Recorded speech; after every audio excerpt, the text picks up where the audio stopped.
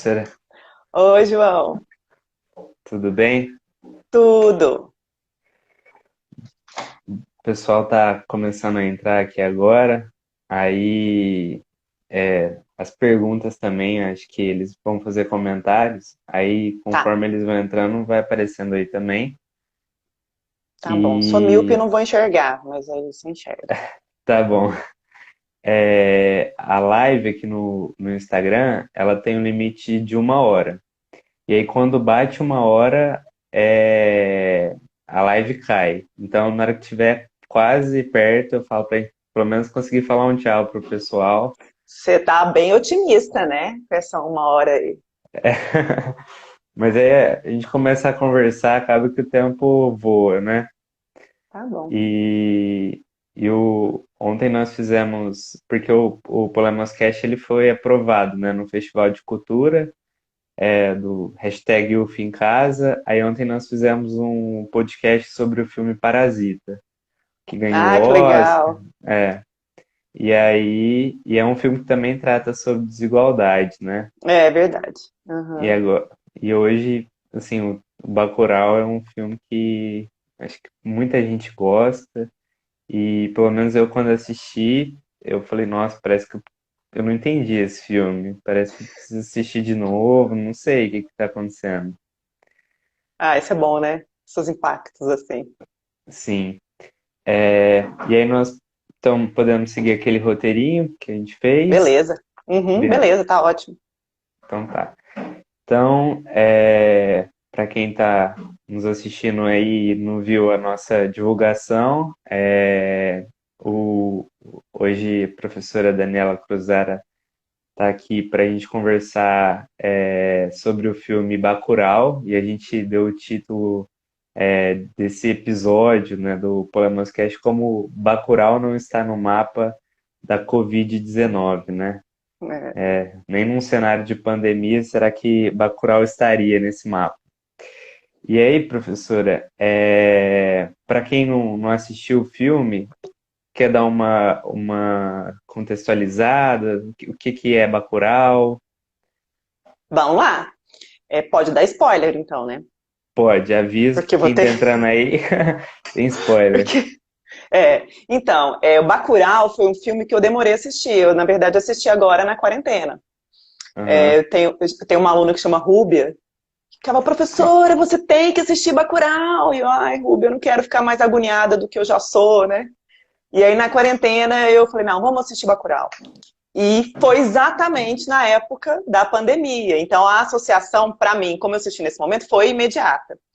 E o Aham. que mais me impactou em Bacurau? O Bacurau tem, assim, uma visão explícita, que é da violência, do uso da violência de várias formas. Mas o que mais me encanta em Bacurau são as sutilezas, são as mensagens subliminares que ele vai colocando. Então, o filme mostra uma ausência completa do Estado dentro daquela localidade.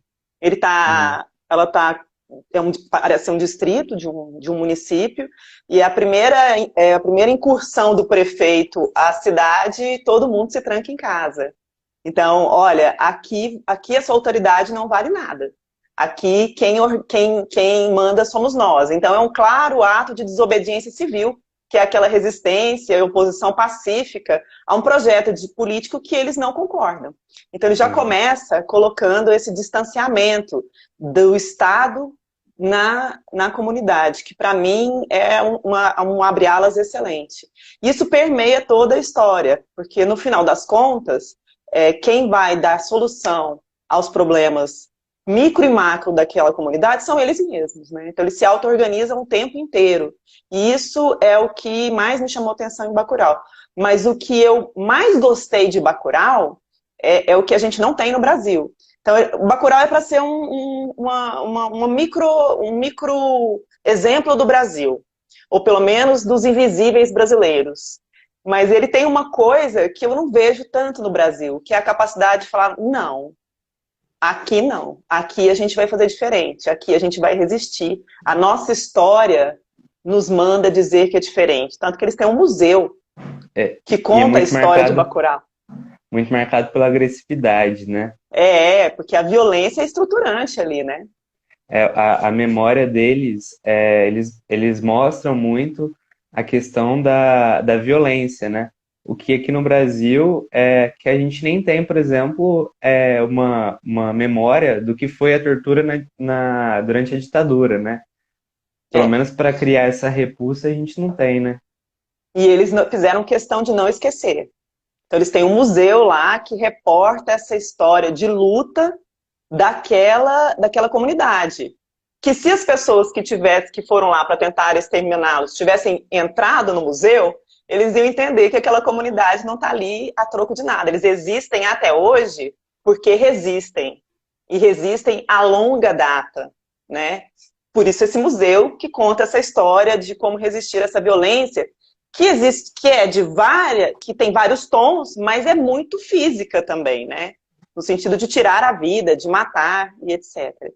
E isso é uma das coisas que mais me deixou encantada em Bacurau, que é essa mensagem, olha, independentemente de qualquer coisa, a gente tem o direito de resistir. É, o filme, para quem tá. A Ruby, ela entrou aqui na live também, professora. Para quem não assistiu, o filme é dirigido pelo Kleber Mendonça Filho e pelo Juliano Dornelles, que também tem outros filmes muito bons, né? O Aquários, né? Aquários. Uhum. Ontem, nas indicações, o professor Gessé e o Pedro Carioca indicaram vários filmes do Kleber Mendonça também, porque é uma maneira assim, eu vi algumas análises do Bacurau que comparava com os filmes do Tarantino por conta da violência, né? Só que Aham. aí fala que Bacurau é muito mais do que isso. Bacurau uma expressão do que é o Brasil, né? De Bacurau é um chamado. Na minha opinião, Bacurau é um chamado, é um convite. É um convite para a gente se conhecer enquanto brasilidade. A gente tem uma visão do Brasil, e quando eu falo a gente, eu estou falando de um lugar de mulher branca, de classe média, que não que pertence aos 5% da população brasileira. Uhum. Então, aí eu estou falando desse agente, né? Então, a gente desse lugar vê o Brasil talvez de uma forma muito distanciada dessa violência presente e dessa exclusão que muito grande.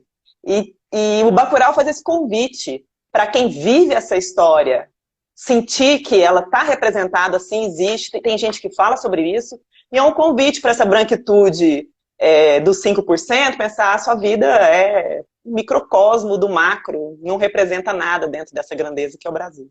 Então, para mim, ele é convite mesmo. E logo no começo, né? Eu acho que cabe muito com o cenário que a gente está vivendo. O que a gente vê é um caminhão cheio de caixão, né? E É verdade. depois o prefeito lá, quando ele vai, ele leva um caixão também. Então, é quase que uma necropolítica que a gente tem vivido. E muito, eu acho que tem relação com o que a gente está passando nessa pandemia, né? Tem. Quando se decide fazer um isolamento horizontal ou vertical, tá querendo decidir quem pode tá em risco de morrer e quem não pode, né? É, é, que eu vejo nessa pandemia? Na verdade, a pandemia não trouxe uma necropolítica ou não trouxe uma biopolítica. A gente vive, e quando a gente fala a gente, é planeta. Porque eu não sei se você se lembra, quando começaram a falar sobre vacinas, a França disse que ia testar as vacinas na África.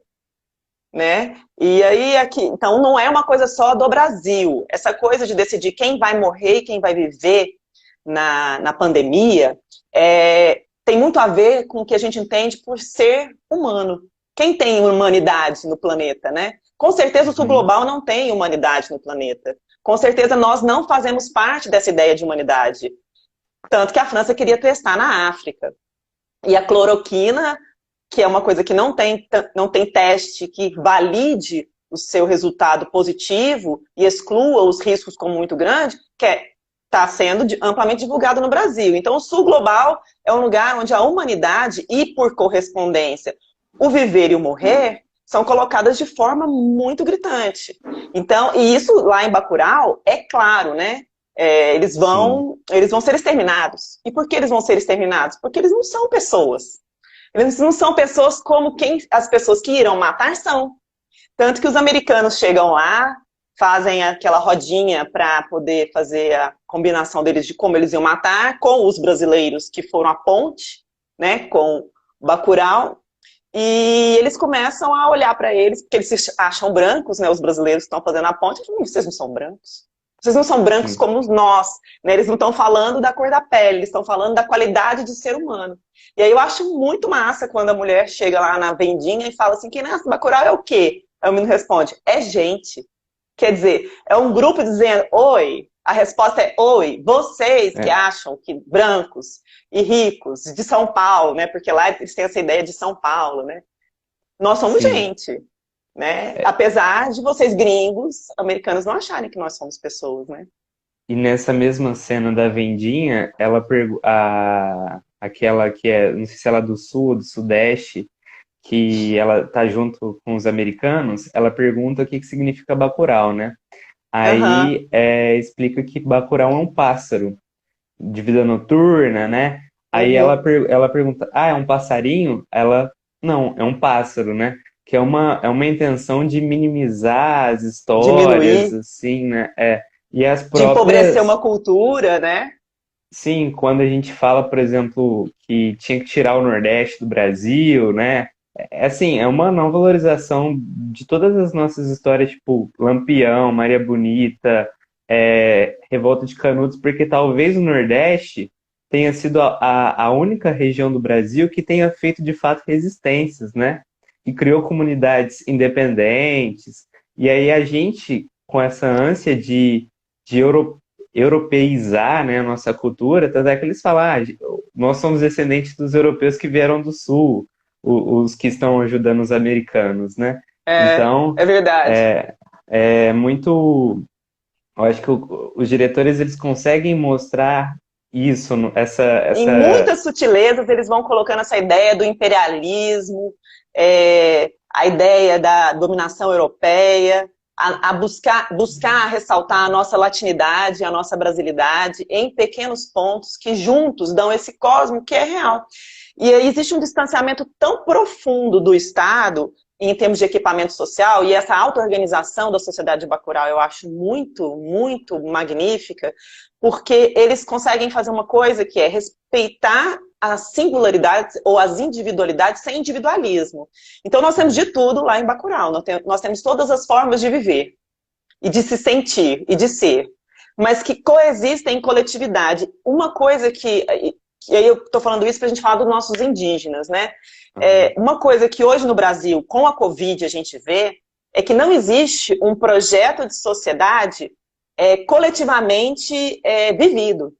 Nós vivemos nos nossos individualismos. Daí essa coisa de eu não quero fazer isolamento social. Eu acho que não quero, eu quero tipo, continuar saindo. Mas o isolamento social não é para te proteger. O isolamento social é para proteger os outros. Né? É um pacto coletivo. Por que nos lugares onde o sentido de coletividade, o isolamento funcionou melhor? Porque as pessoas entendem a necessidade de existir enquanto um coletivo. E isso os indígenas, que são a comunidade que estão em luta no Brasil, desde que os portugueses chegaram aqui, eles lutam para existir. Então, eles lutam para existir há séculos. Eles têm, nós não temos. E nem com a nossa ancestralidade a gente consegue aprender isso, porque a nossa mira é outra. De onde vem o conhecimento, de onde vem o saber, de onde vem a nossa referência? Era do norte global.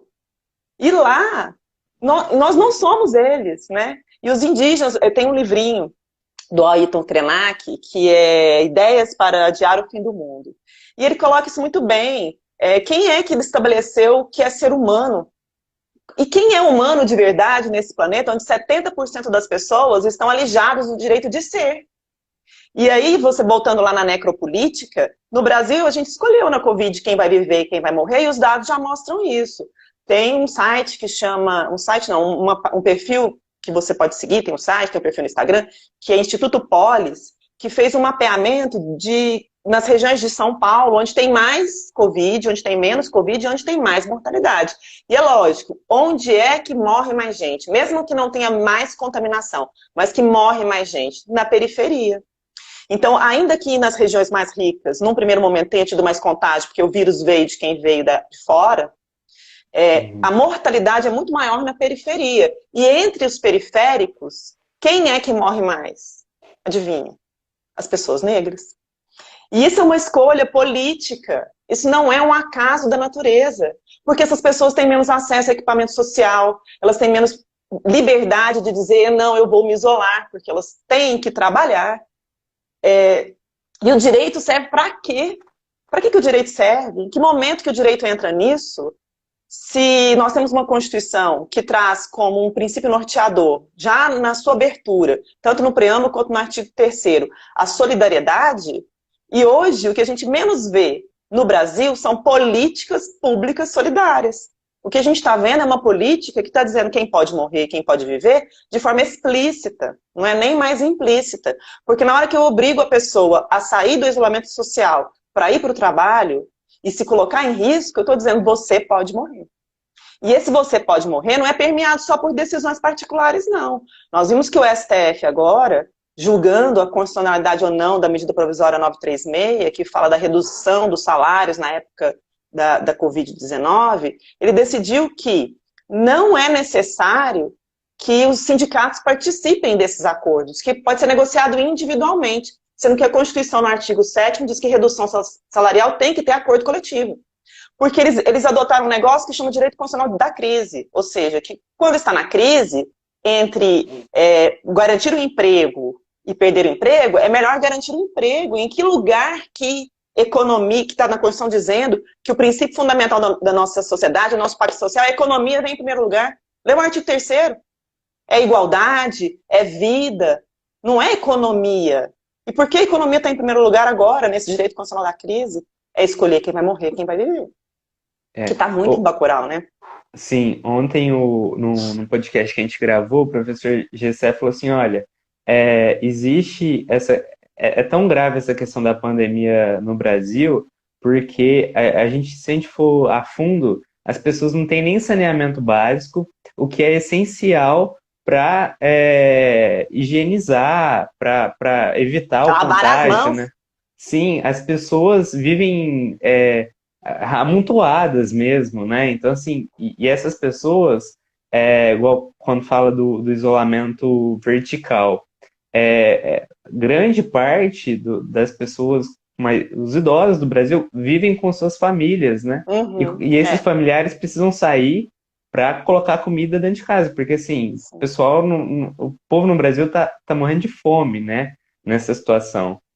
E, professora, tem outra parte no Bacurau que é muito simbólica também, que é do professor, né? A gente tem um personagem lá que é um senhor, e ele é o professor ali da comunidade, e aí uma das partes que deu o nome aqui para o nosso episódio, que é que ele vai ensinar as crianças e Bacurau não está nem no mapa, né? E o que você pensa sobre essa simbologia, assim, da educação em Bacurau? Como que você pensa? Olhando para a questão da educação, né? O prefeito chega e joga os livros no chão, né? Eu vim ajudar vocês, eu vim trazer equipamento social para Bacurau. Então ele chega, para um caminhão e derruba todos os livros, e são livros sem capa, enfim, no chão e joga fora. Isso aí já traduz o que é educação no Brasil. A educação no Brasil não serve para absolutamente nada. Se a gente pensar que existe uma grande quantidade de escolas de ensino fundamental, e quando a gente fala isso, um pouco menos da metade, então um pouco menos de 50%, que não tem esgoto, e existe uma grande quantidade de escolas que não tem banheiro, e é lógico que quando você mapeia isso, a maior parte dessas escolas estão no Nordeste do Brasil, a gente já sabe o lugar da educação no Brasil e que é muito bem retratado no filme Bacurau. Só que o professor ele faz o contraponto. Ou seja, apesar do poder público desconsiderar a educação, nós estamos fazendo a educação possível. E é uma educação vivenciada. Não é uma educação naquele sentido de dominar os corpos, como coloca o Foucault, né? As crianças vão para Uhum. fora, as crianças debatem, as crianças olham um mapa, elas interagem, elas falam as suas impressões. Então, elas não estão sendo docilizadas, né? Elas estão sendo inspiradas a terem seu próprio senso de universo, de si, do mundo. E é um contraponto do que o Estado pensa para a educação e do que aquela comunidade decidiu fazer da educação.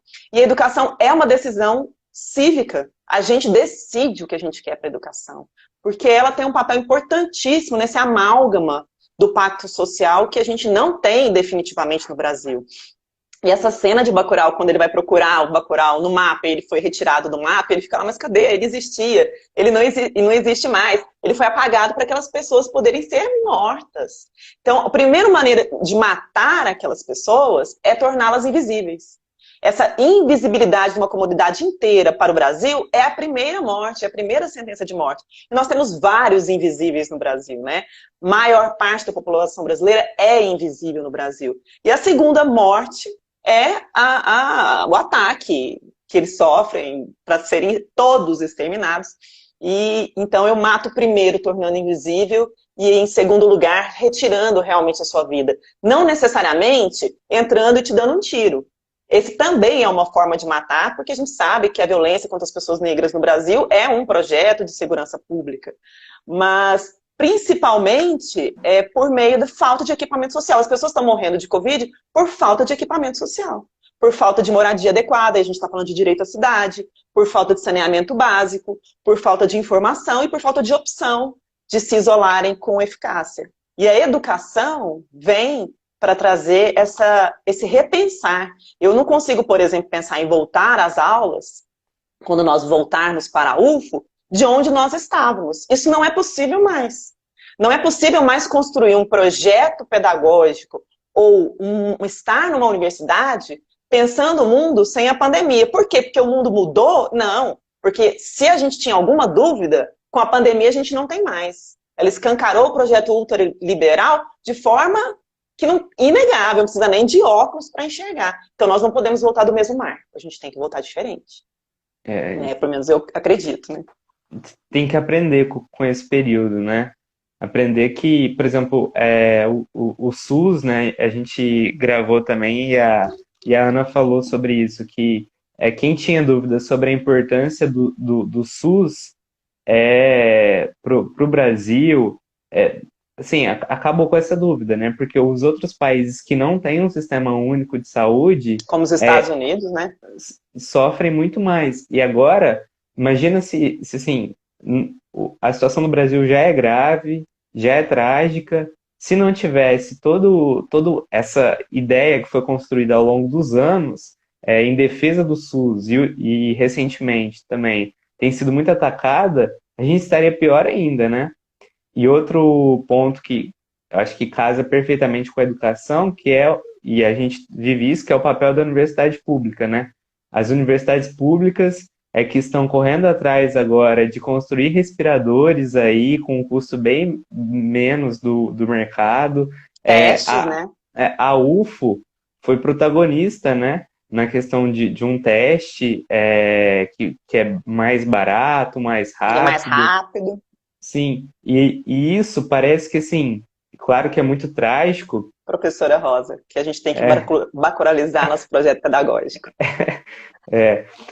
Porque é muito trágico, mas é um tapa na cara também de todo mundo que vinha contra essa ciência, né, que a gente tanto luta para mantê-la, contra esse projeto de universidade pública, de investir em um conhecimento e não se vender para o mercado, né?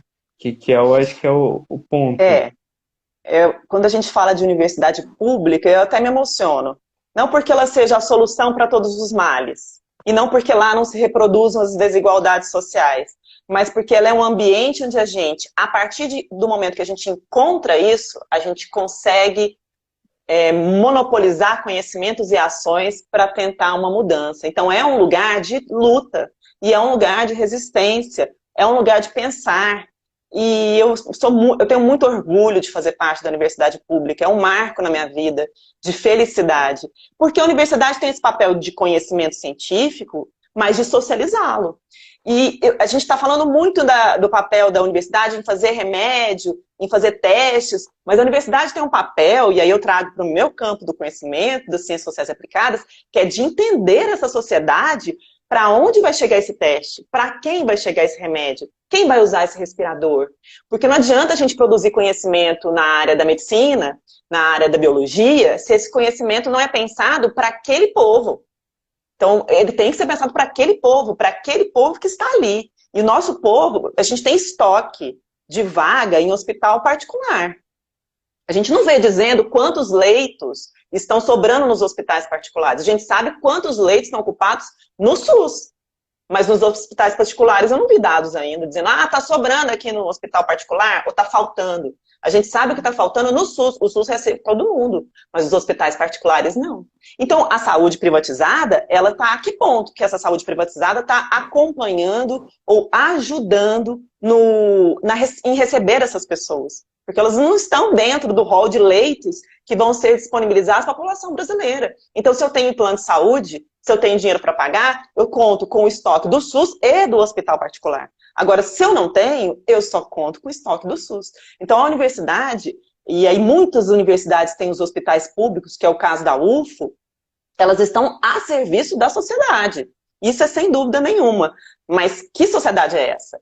E esse conhecimento tem que ser interligado. Então, nós, cientistas sociais, temos um papel importantíssimo que continua sendo negado. Continua sendo negado com bolsas da CAPES, que não vão para as áreas de ciências sociais e de humanidades, vão para as áreas de tecnologia agora, conforme foi anunciado recentemente. Mas quem vai pensar essa população? Quem vai ajudar a pensar essa população? E aí a universidade tem esse papel que é importantíssimo e é inegável, e a gente precisa valorizar. Não só porque a gente está no momento de decidir quem vai morrer e quem vai viver, porque isso já está acontecendo nos hospitais públicos, porque a gente não constrói nada sem saber quem somos. Professora, é emocionante mesmo, porque é quase que uma luta diária, né? Porque, assim, a todo momento a gente é atacado, né? Desde do começo desse governo, principalmente, com a questão do que a gente faz é pura balbúrdia, né? E a gente vem mostrando que nossa balbúrdia é muito mais bacuralizada, né? Uma balbúrdia muito mais intelectual, né? Que a gente, por exemplo, aqui, a gente está de quarentena, mas a gente está pensando o que vai ser desse mundo, né? Depois, quando acabar. E essa semana foi assim, não bastasse o nosso presidente da República com todos os pronunciamentos, ele fez uma pergunta, e daí, né? Em relação com a Covid-19. Esse daí do presidente em relação aos mortos, e pensando no Bacurau, também aquela violência, aquela agressividade, violência que já invadiu a linguagem, o comportamento, e assim, o culto da violência que a gente tem vivido, alguma coisa assim? Primeiro que eu não acho que ele fez uma pergunta, né? O e daí não é uma pergunta, o e daí é uma resposta. Quando ele fala e daí, ele não está perguntando para você, para mim, ele está te respondendo. Está respondendo claramente como esse projeto político que ascendeu se posiciona. E daí? É o 1%. Aliás, é o 0,01%. Porque o 0,01% faz uma festa de casamento, contagia todo mundo, se cura e depois faz uma live com os amiguinhos, né? Vamos festejar e a vida que se dane. Isso é o 0,01%. Então, ele está dando uma resposta muito clara para a gente de que a política pública brasileira não está sendo dirigida para salvar vidas, para construir solidariamente, para incluir pessoas e para mobilizar ações no sentido de dar a todos a mesma oportunidade. A política pública brasileira está sendo construída para o e daí. Eu não me importo.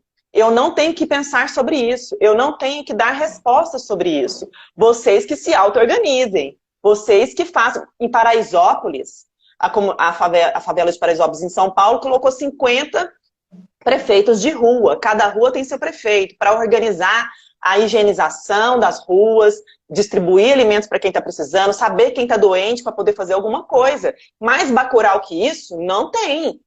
E aí eu te respondo. Você acha o que do Idaí, Daniela? Esse Idaí tem 500 anos. Esse daí não começou com esse governo. Esse daí é a nossa história.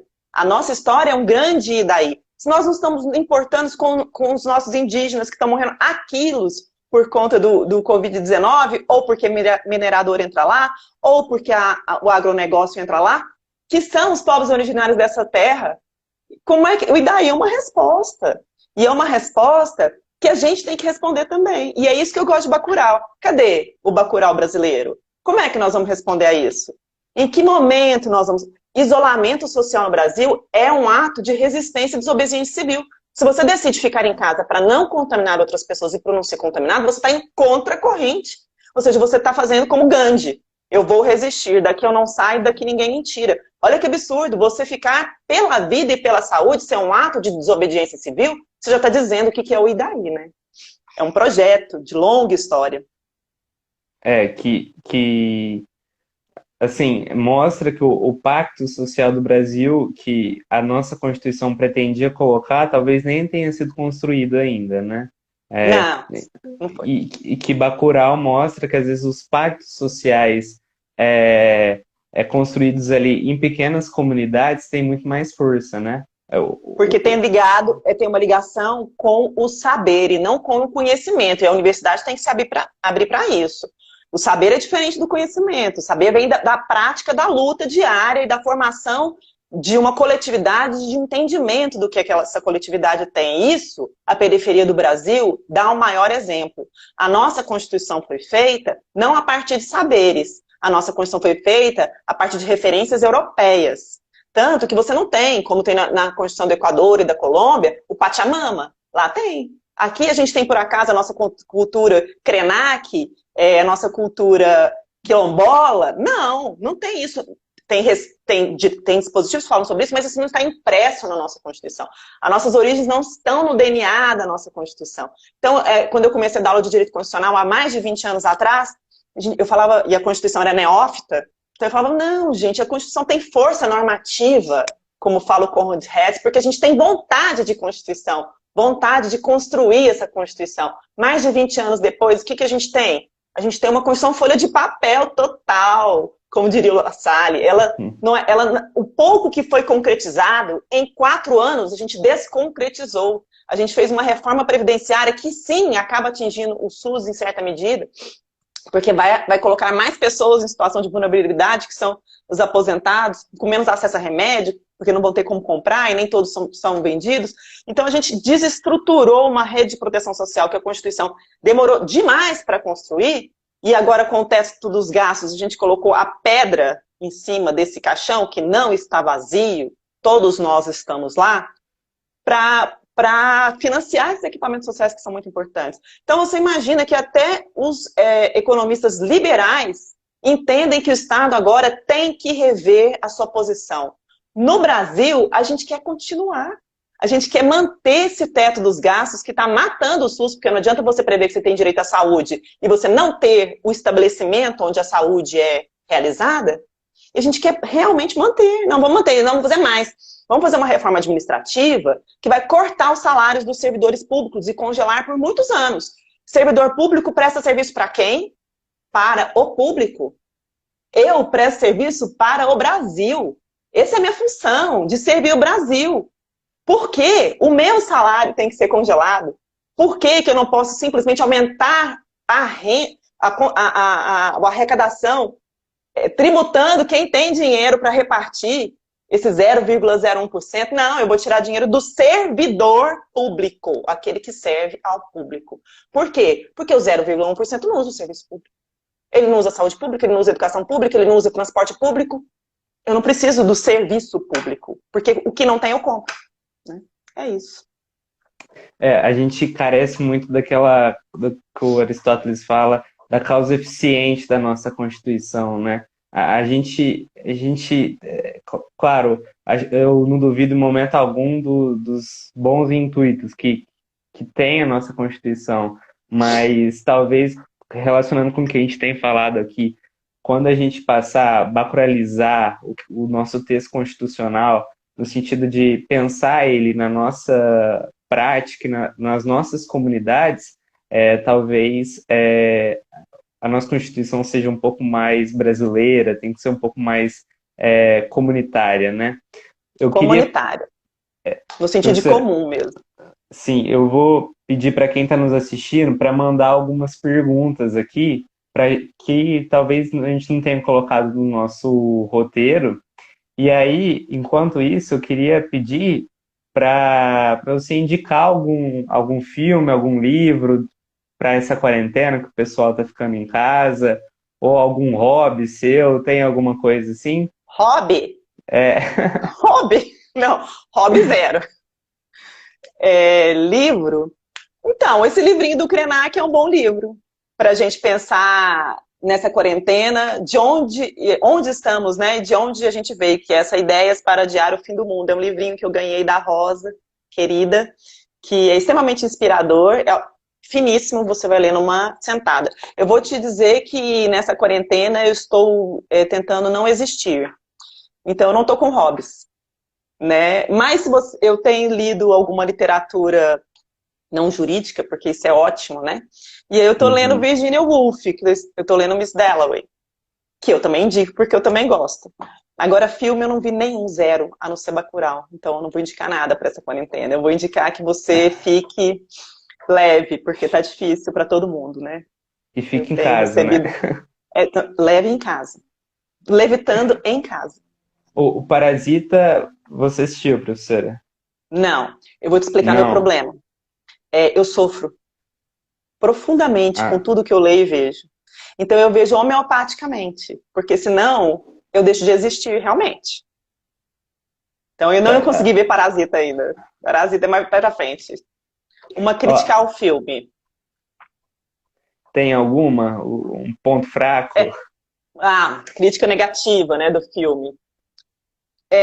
Tem um ponto que ficou muito à margem do filme, não é uma crítica, porque na verdade são escolhas, que é a questão do gênero. A gente vê a violência de gênero com a prostituição, a objetificação do corpo por meio da prostituta da cidade, né? Que está ali Uhum. para servir a todos, a Jenny, né? Mas eu acho que a questão do gênero poderia ter sido ressaltada de forma maior, já que a gente está falando de violência, né? E a violência, ela é muito dirigida à mulher, principalmente à mulher negra. Então, talvez, para trazer um retrato do Brasil aos moldes de Bacurau, isso seria uma boa abordagem que poderia ter sido mais explorada, né? No meu ponto de Entendi. vista. Então, essa crítica em relação a gênero, você acha que ficou Ficou escondida ali? pontual, né? Ficou escondida.